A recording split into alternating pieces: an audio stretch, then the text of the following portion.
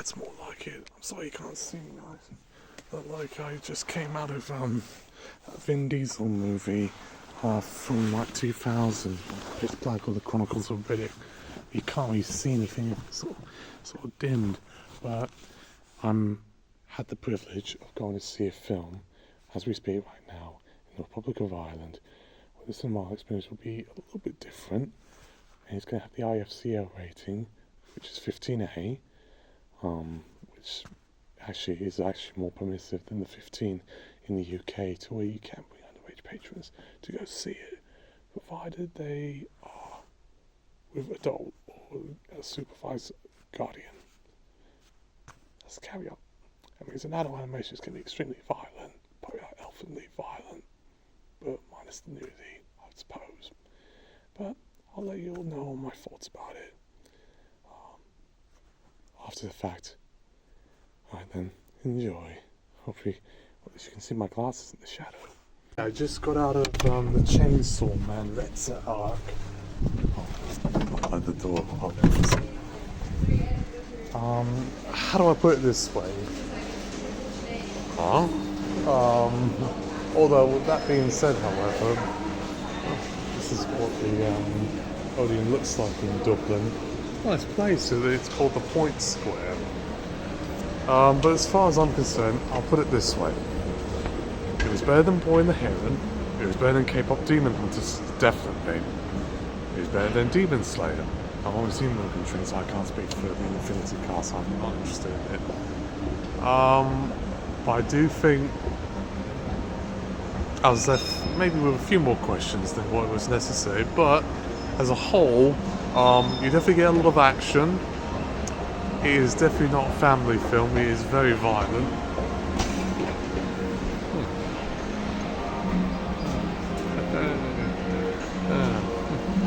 Cadma File Chip.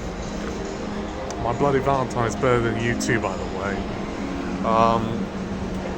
So I got that vibe.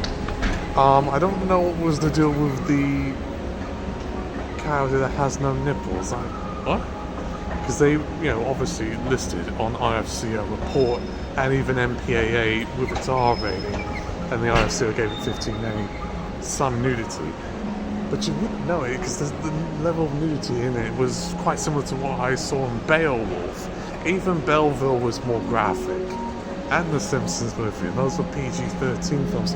But in terms of violence, it definitely uses its more mature classification to its advantage, certainly more so than Demon Slayer, because it feels more sort of exploitation and grindhouse, especially with the use of chainsaw weapons and stuff. It's all fantastical and sci-fi and over the top, but it is perhaps more punchy. But compared to something like Violence Jack, or probably like Elfen Lied or Berserk, which has much more carnage, it's not as flashing bout.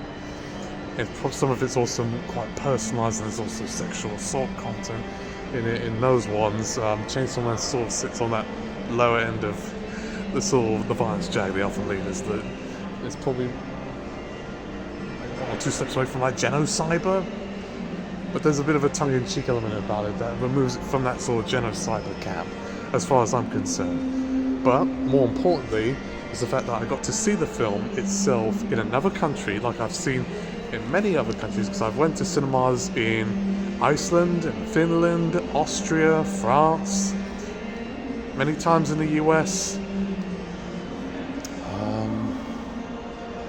Hopefully I get to do the same in the Netherlands and Portugal, or Japan, or New Zealand, Canada.